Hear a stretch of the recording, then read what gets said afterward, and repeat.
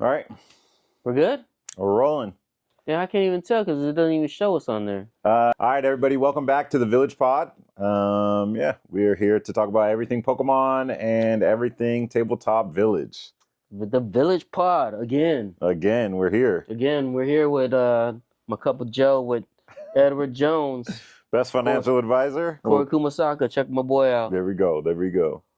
All right, so we actually have some a little bit of sad news. Some happenings this past week at the Village. Not the best thing you really want to be talking about, but yeah, we gotta let people know. We got broken into last week Wednesday. And this was what, an after hours thing? 6 a.m. 6 a.m. Backed into our door. Ran their car into our door. Yeah, walked in like they owned the joint. We thought maybe they were going to start putting out some cards on the shelf. We didn't know exactly what was going on. They grabbed a lot of sentimental stuff, tragically. Sentimental stuff from my office. Which is the worst. But it is something that we do want to talk about. We have taken more security measures. Yeah, we're a lot more secure. So when you come by, you're going to notice these very beautifully made steel rails. Yeah, which I was actually thinking about on the way in, that we should decorate. Yeah, we will decorate. We could throw some Pokemon stickers on there. Maybe actually, I was thinking we should paint it and make it look like Stakataka. Okay. One of the Pokemon. Yeah. Stakataka would be really cool. Or Dura. Right? Anything that's like, I'm a wall. Okay. Wall Pokemon. Yes. About to be up there. That would be really cool, actually. I think the Stakataka is a really good idea. That'd be sick. Something like that. Right? Turn it into a positive, you know what I mean? Yeah. And incorporate it into the aesthetic of the definitely village. Make it look cool. And maybe Adelaide was saying maybe we can make it so that we can, for Halloween we can put this in front of it. Yep. Right, and then like the seasons change, we just keep changing them as they come along. Get some hay bales in front of it. Like maybe put a hay bale with some pumpkins, some Pokemon themed pumpkins. That'd be pretty sick, actually. Pukaboos. Yeah, but it does suck. It does suck. But it does suck. It's horrible, but they're very close in, I think, apprehending good the suspect. Okay. We have good footage of them. Yep. We have great pictures. Left their fingerprints. Fingerprints. And they're going after them. Like, it's really close. So we're getting over it. It happened. It's happening to everyone, and we're moving on. Yeah. All right. Show and tell. Show and tell. Of course. We promised you guys show and tell every week. Episode 3, so we got to do show and tell. We figured we'd do our favorite Jordans. So luckily, Brian actually has a pair of my favorite Jordans here, and this is going to be the Jordan 12. People like to call them the cherries. I just call them the white and red. And the reason why they're my favorite is this is actually the first pair of Jordans that I ever owned as a kid. For real? Yeah. Funny story though is that I called my dad and I said, Dad, I need the new white and red Jordans, right? But I was talking about the white and red 14s at the time. Oh. But he sent me these, which were a little older at the time. Back then, this was like when these shoes came out, like 98-ish, when the 14s came out. It wasn't really cool to have the old J's.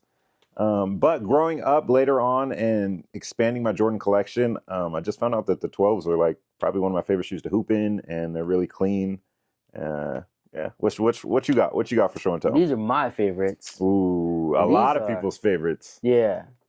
But those are special, right? These are Space Jams, right? Actual Space Jams, right? Like they got the whole Space Jam. Jumpman.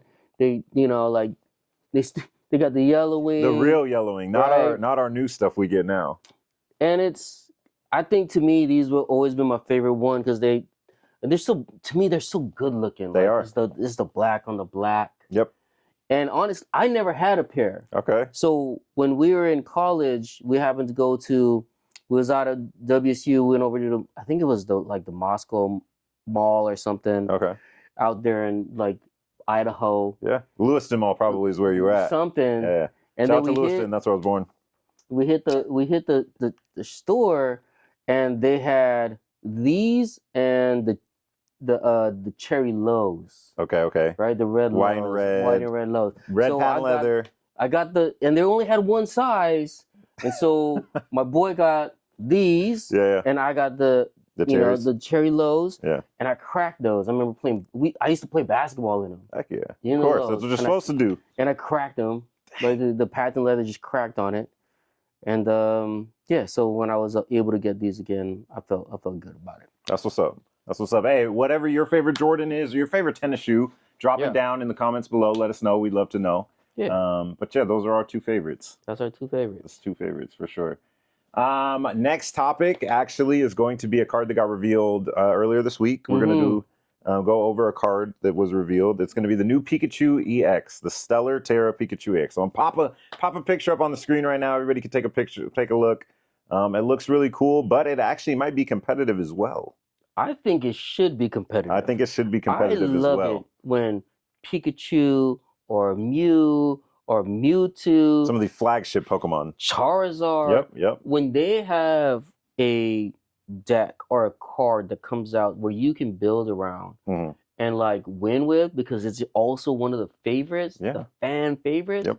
That card is gonna be like worth it. Yep, for sure. It's gonna be so fun to put it in, and we're talking about now Pikachu that can do 300 damage. 300 damage. If anybody hasn't seen it, 300 damage. That's insane. And then on a basic Pokemon. On a basic Pokemon that might not be able to just get knocked out flat out easily, right? Right, with its ability. Can't remember exactly what the ability is. It's probably static protection. That's what we're going to call it for now. But it has a built-in pretty much survival brace effect. Survival brace. Basically, if it has full HP and then you knock it out, it just goes to 10. Goes to 10. Which means you better poison it. Yep. You better hit it with like something before you hit it. Yep. Or you're gonna need something to like do the 10 damage or put something on it. Right.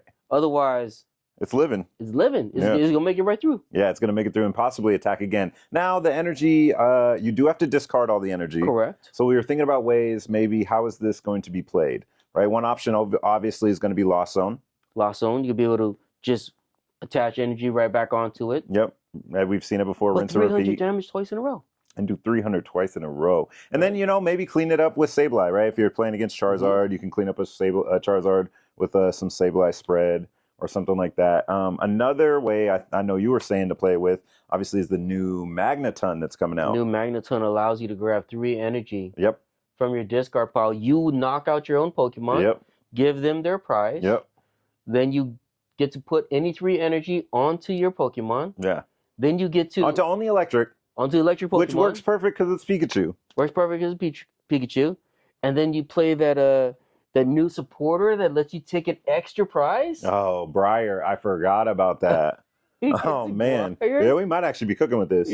That's 300. So again, you're hitting onto something that's going to give you 2 prizes. Yep. So now you're taking 3 prizes on a turn. I forgot about that part of it. Activating things like Counter Catcher, Briar, even Defiance Band, right? Yeah. Right? So you could hit 330. That's kind of insane. That's kind of insane. Yeah, it got me thinking about some of the old Pikachus that we've had that were good. There's also you could mix Blissey into the equation and so move the and then move the energy on. Yep. As far as keeping the energy flowing. Keeping energy going. So you're not always depending on the Magneton. Yep. Yeah, I think the deck has legs possibly. And could be really, really good. Yeah. 300 for again. A basic Pokemon's a ton of damage. That is basically not going to get knocked out, right? Like the only thing you got to worry about is like Iron Thorns, which doesn't even one hit it anyways. No. So you're kind of actually really cooking. Yeah. Yeah. Let's see some of those get played. Yeah. Surging Sparks. Available right now. Yeah. For, pre-orders up. Yeah. Pre-orders up. I mean, it has some beautiful cards in it too. Obviously, there's a Altart Latias, I think that's in there, the red one, and it has a smaller. So there's a special illustration rare, which is a Latias, and then the Latios is a special art rare. Yeah. So that's going to be a fan favorite of people to try to collect as well. But also, coming in that set, Surging Sparks is the Long Neck Execute. What is it? Alolan Executor. Alolan Executor. Yeah. You know what it does? No. So what it does is you flip a coin. Its attack is you flip a coin. If heads, knock out the active. If tails, knock out something on the bench. Yeah. And it's dragon, so you could throw it in Regidrago for Regidrago's last hurrah before it rotates. Yeah. So it does sound like fun, right? That seems like an interesting, very cool attack. Yeah. That you can actually make really good too, like by utilizing like an Iron Bundle. Maybe you make them put something in the active that like you can make it so it doesn't matter which one you knock out. You're happy with the results of both. Yeah, that sounds like fun. Yeah, I wanted to talk too about some of the old Pikachus that we've had that have been competitive. Because when this one came out, I was thinking back to some of the other ones. Obviously, we've had, what was it? Flying Pikachu? Flying Pikachu is probably the last one. Yeah, which won Worlds, right? Or did it win an IC? It won any IC. I know it won an IC. It did very well in Worlds. It did really good at Worlds, I think, yeah, as well. I remember that same year. Won or not. No, it didn't. I think that year was actually the year that Guardy won. Or no, Guardy got second. Tord got second. Anyways, Tord's always getting second or first or whatever. So Tord's pretty good. And then what? Before that, it was Pikarom. Now that was a powerhouse deck. Yeah, and besides those two, I know what else has there been for Pikachu? There hasn't really been anything. I know, which is surprising, right? So how important do you think it is for a Pikachu to be good in the TCG? Again, I feel like it's so important for us to have very strong characters, recognizable characters in the game that then gets people into it. It does. Right? Like having Charizard, and now they're coming out with the Charizard deck. Right. Like the kid can just pick up the deck and be like, oh, I can play the game now and I'm competitive. Right. With my favorite Pokemon. Yeah, with my favorite Pokemon. Yeah. Right? And I hope they come out with a Pikachu EX deck. Yeah. Right? Yeah. Like just make it buyable off the shelf. Yep. Like those are great decks for everybody. They are. Right? I don't necessarily need like a Tinkaton deck. No, like, we don't. Nobody knows who that is. Nobody knows. Like, come on. Like, give me something good. Or the Koraidon deck, right? Like, come on. Yeah, exactly, though. Good. Yeah. And I think they've been doing that a lot better recently. Starting with that Mew EX deck, right? Those competitive decks have been getting better and better and more fine-tuned. And it's obviously hard for them. You know, Pokemon Company, if you're watching, and we know you are, we know it's hard for you. You know, you got to kind of predict the meta out because, you know, production and stuff like that. But they have been hitting it on the head recently. Yeah, they've been coming out with some nice stuff. People are very happy. Yeah. And these decks sell out because they have the trainers in them. Yeah. Right? Like if you put Arvin, Earthen Vessel, right? All you need to do is put 4 Arvin, right? Man, we need those. Yeah. And we can't find them anymore because like it's hard to get those sets. It is. So I think it's great. I think that's, again, having Pikachu is very important. Yep. Having Pikachu that's playable is even more important. For sure. And I hope they continue down a path like trends, that. These paths, right? Like make some of these very popular characters into very strong playable cards. I mean, honestly, Greninja needs a better. Yeah. Well, or maybe that Greninja just needs more support. That too. Give it a Froakie because we've seen this like with the stage 1 decks. If you give it stage 2 decks, if you give it a stage 1 that's viable, like Gardevoir's, for example, like Curlius, the deck can play. Yeah, the deck can roll. Yeah, right. For sure. So I agree. I hope they do this. I hope, we have a lot of good stuff coming up. We got the Eevee set coming up. Oh yeah. We got some strong Festival. Yeah, we got some strong things coming down the pipeline. Yep. Pokemon's gonna be good for at least another year. Yeah. Oh yeah. So for sure. Yeah. And then we have some fun stuff. We have some new fun stuff to do. Right. Pokemon Pocket. Yes. So yeah, talking about Pokemon Pocket, it is like pretty much a truncated version of the game that you're going to be able to play on your phone, a mobile game. It's a lot faster. It's only a 20-card deck, and it actually disregards the use of energies. You have like an energy pool that you're going to be playing from. So you kind of just build up your energy pool, kind of like similar to a mana thing, but I'm not sure if it comes from your deck. But yeah, we've got more released than that, and actually one of the first sets is centered around your favorite Pokemon.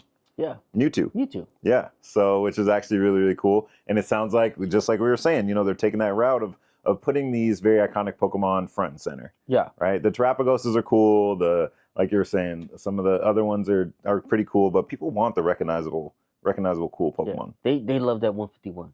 Yeah. Oh my gosh. Right? That is insane. 151 is the one. It's the one that I'd say most people come in hunting for a master set. It's 151. Yeah. Most people come in, they want to pick up some cards. That's probably what they're going to be asking for, 151. Yeah. And those Pokemon are iconic. They're relatable. Yep. Right. And even the ones that weren't like the best one, right? But you still people who they understand what Ekans was. They do. They know what Ekans. How you know what Ekans is? Like your favorite Pokemon is Ekans. Right. Okay. Yeah, and another thing, a lot of them when they're returning, they say, like, I ask them what got them into Pokemon, how long have you been collecting? And they say 151. Yep. Just like you're saying, like it's just recognizable, and it's drawn people back into collecting. And then they come here and we turn them into players. So yes. So keep making good stuff, right? So we can convert people to play the game, because that's what we like to do the most. Exactly. Because that's the most fun thing to do. And it doesn't matter your age. You can be 5 years old, just learning how to read, and you can like collecting the cards. And we're gonna convert you to a Pokemon player. Playing Pokemon, because that's so much fun. And maybe this Pokemon Pocket will do that for folks. Right. That's what I was going to ask too. That was going to be one of my questions. Yeah. You think it's like a good thing to bring people in? Because playing Pokemon Live can be a little tough. You can. Right? Because you have to try to build the deck, right? I take it that the 20 card deck will be easier to kind of craft a deck, and you'll be able to actually go through and read all the cards, right? And see what strategies might be good. They'll probably have some pre-constructed decks. Yeah. But yeah, do you think it makes that a little bit like that'll help bridge the gap for getting people into playing Pokemon? I think so. I think you're going to take casual Pokemon Go players, and I hope they tie it somehow together. Yeah, that would be really smart, actually. If they can get some Pokemon Go things going with some Pokemon Pocket things going, and you can earn in both categories, something that's fun. And then this translates into, this is, the special, you play Pokemon Pocket? Yeah. Well, here's this special sleeve that you get for your cards in Pokemon TCG Live. Right. Okay. I'm sure they're going to find incentives, ways to like transition people to there. Yeah. But they do have to do something, because there is this, a lot of people who don't want to touch the TCG. Yeah. Because they think it's too complicated. It's too complicated. Right. It's a lot to learn. It's not like Pokemon Go where I just got to go like this. Right. I just got to catch stuff. I can do it at my leisure. And this is not as much, right? Like I'm taking it. Games are going to be very quick, because even so there is a lot of the core mechanics. So like, for example, they have Charizard EX, but it's Charizard EX with only 190 HP. Yeah. Right. So it doesn't take as much to knock out. So the games will be a lot faster, but it's still maintaining a lot of the mechanics, which I think is super important. Yeah. Of the Pokemon game. Yeah, it's probably a pretty good stepping stone. Like when we teach people, like we were just at the PAX Play Lab teaching people how to play. When we teach people how to play, we start with a very simplified version of Pokemon. Yes. Right, where you're kind of identifying the different attributes on the card. The first one is Pokecatch. Yeah, Pokecatch. Right, where you're just identifying how much the energy cost is for the Pokemon, and then you catch those Pokemon. And then we do the core part of Pokemon, attach and attack. And I think those are really good steps to getting people into playing, because I feel like once we do those two, if they haven't even no TCG experience, once we move on to playing with the actual decks, like it's so much easier for them. Yes. So I think something like this is really, really cool. Yeah, it'll be fun, and hopefully there'll be a cute Pokemon Pocket set that releases in the near future, like they did with Pokemon Go. Yeah. They tie it in. Drop the characters, right? The actual cards. Yep. Like something that's cool that's in TCG that are like kind of like, this card is only in Pokemon Pocket, but then they release it for TCG. And it's actually playable in TCG. Right. Which would be so cool. And so the thing that's cool about Pokemon Pocket too is it's not just the game, there's the collector aspect of it. Because the cards, I've seen like some of the trailer videos, the cards you can like zoom into the artwork. And it's like Pokemon Go. So it's funny that you say that maybe hopefully there's a correlation there, because it's like Pokemon Go where it goes into like an art scene. It goes into the art scene, but then it's like the other Pokemon playing around, like the Pikachu on the stone, and then it goes in and there's like a Rapidash running off to the side. Yeah. Like it's pretty cool. That is cool. Actually, to explore. Yeah. To explore that. And hopefully they come with a good card like a Pokestop. Exactly, right? The best thing to come out of Pokemon Go. And it's insane. It is insane. Yeah. Pokestop for nothing. Pokestop for everything. Right. Electromagnetic radar. And 2 electromagnetic radars and a Pokegear. Yeah. That card can be amazing or a lie. Yeah. Ask Jesse Parker. Mystery boxes. Okay. That's something new at the Village. We tried it recently. Just maybe about a week ago? Yeah, I would say we tried it. I mean, we've tried it several times. Okay. We've tried mystery packs. Mystery slabs. And then we'll do mystery slabs. Which was great. And then everybody's like, mystery everything. Mystery everything. Yep. We love it. Yeah. And so now we're doing mystery boxes. Okay.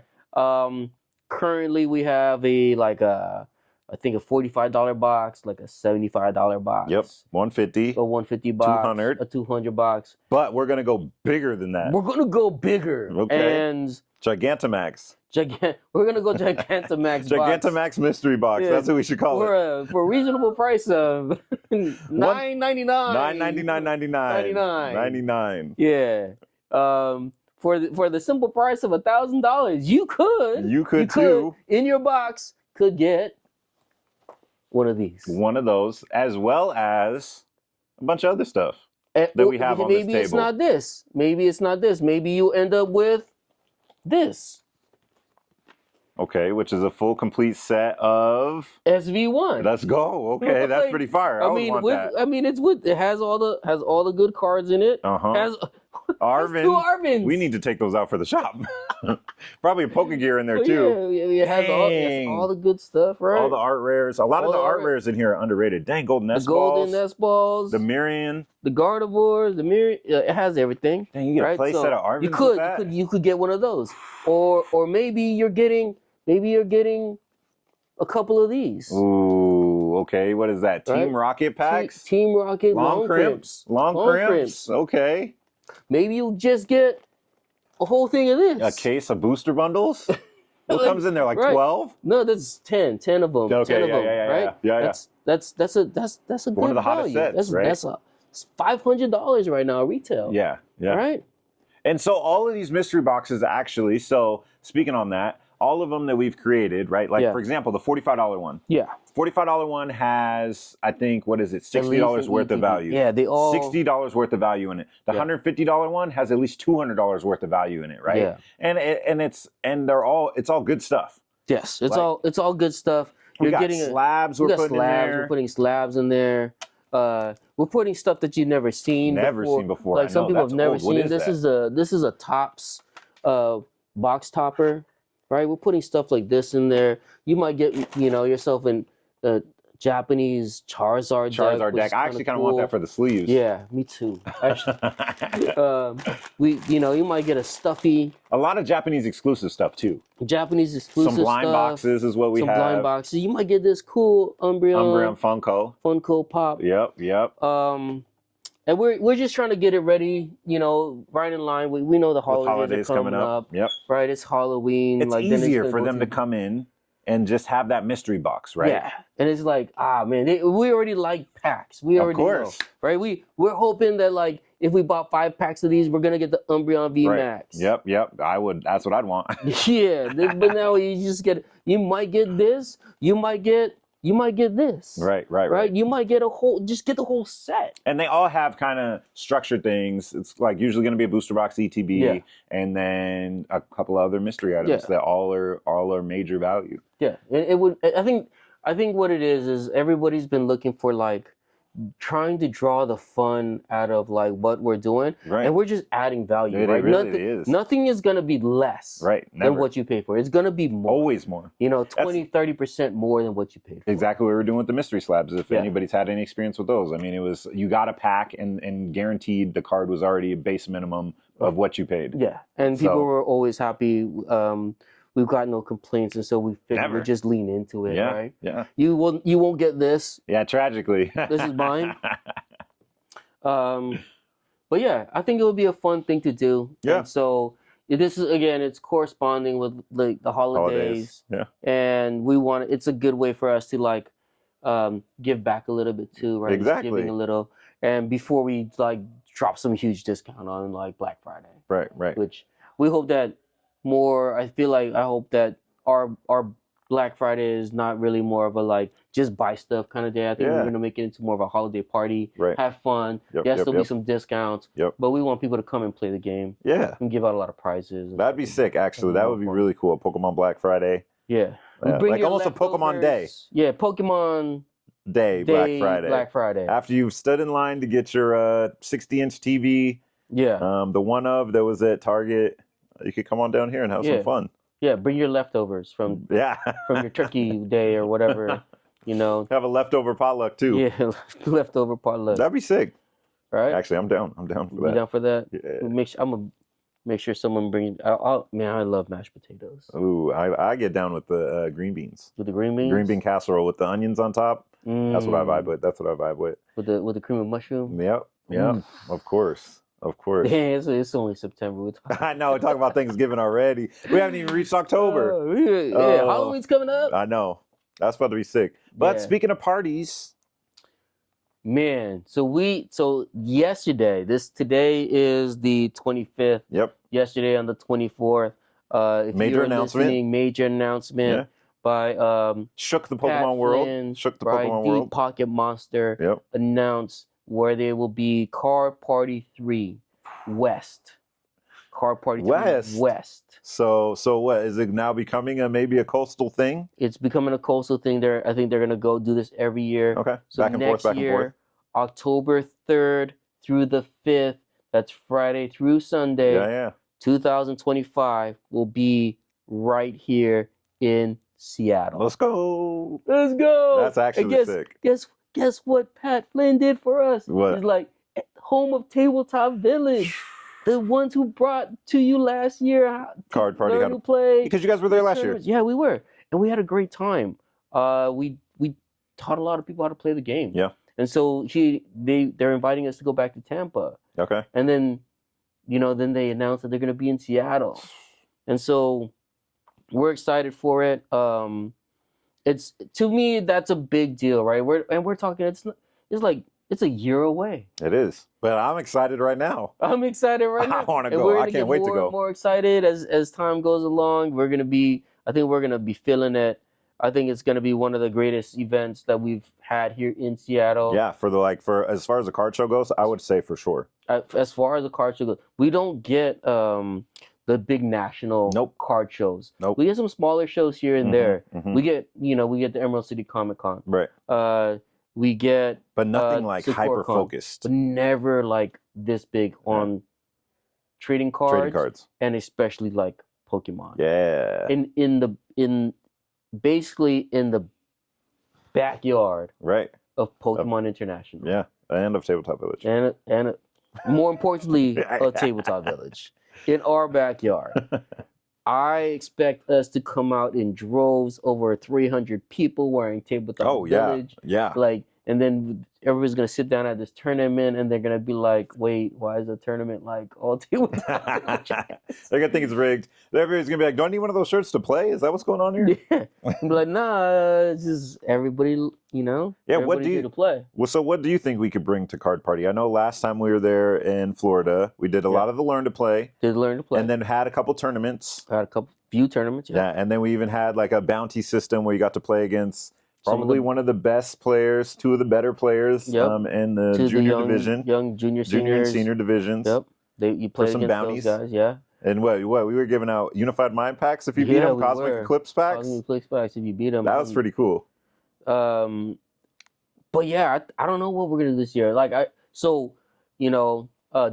Pat Flynn himself wants to play more. Okay. You know that Leonhardt. Leonhardt, yeah. He's playing more this season. They were talking about trying to get real competitive with it. Yeah, they're talking about. So I think we get real competitive with it. Okay. And set up some hey, win this tournament, play against these on stream YouTubers. Yeah. Right, and stream these folks. Yeah. And be like, oh, let's watch Leonhardt misplay. Let's watch Pat Flynn. Hey, for real though, right? I mean, and that's what it would be. That'd be so cool. Fun. Yeah, it is fun, right? It is fun.